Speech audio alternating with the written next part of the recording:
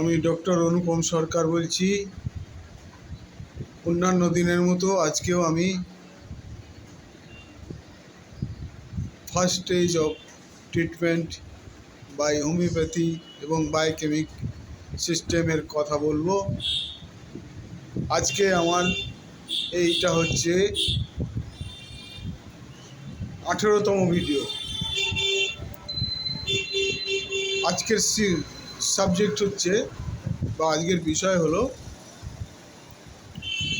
ছোট ছোট বালিকাদের ক্ষেত্রে যে মেনস্ট্রুয়েশনের সমস্যা হয়, শুরু থেকে মেনস্ট্রুয়েশন শুরু হওয়ার পর থেকে 6 মাস, 8 মাস বা 1 বছর ধরে যে অসুবিধাগুলো চলতে থাকে, সেই কথাই আজকে আলোচনা করব এবং সেই বিষয়ে ওষুধ বলবো। সাধারণত আমাদের এই গরম দেশে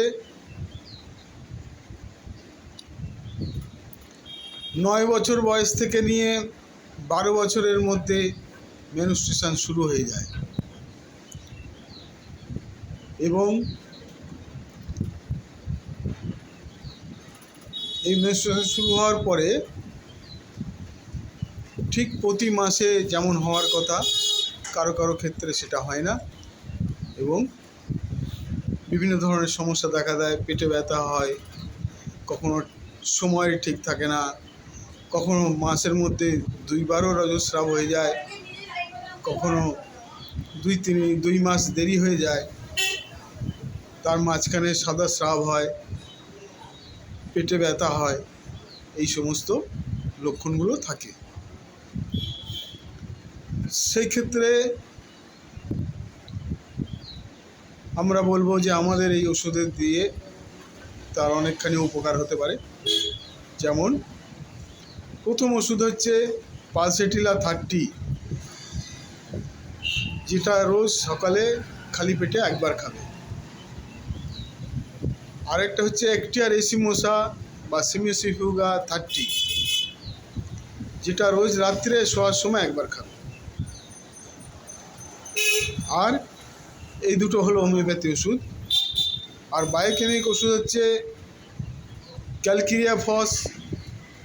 ক্যালকেরিয়া ফ্লোর 6X এবং ফেরামফস 6X।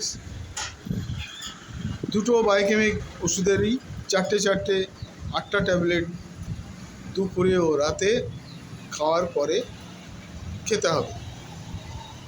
এর সঙ্গে দেখতে হবে যে সেই পেশেন্টের কোনো অ্যানিমিয়া বা রক্ত অল্পতা আছে কিনা, বা তার যদি অন্য কোনো অসুখ থাকে সেটারও ট্রিটমেন্ট এর সঙ্গে করে দিতে হবে। আর ঠিকমতো খাওয়া, ঘুম ইত্যাদি এবং অল্প স্বল্প একটু ব্যায়াম করা, এই সমস্তগুলো করলে তার সঙ্গে সুবিধা হবে। আজকে আমি এই পর্যন্ত বলে শেষ করছি। আশা করব আগের মতো সবাই আমার এই ভিডিওটাকে দেখবেন, সাবস্ক্রাইব করবেন এবং শেয়ার করবেন। আর কারোর যদি কোনো মতামত থাকে, কোনো বক্তব্য থাকে, তাহলে আমার ইউটিউবের যে কমিউনিটি প্ল্যাটফর্ম আছে সেখানে আপনারা যোগাযোগ করতে পারেন, সেখানে আমরা আলোচনাও করতে পারি। নমস্কার, সবাই ভালো থাকবেন।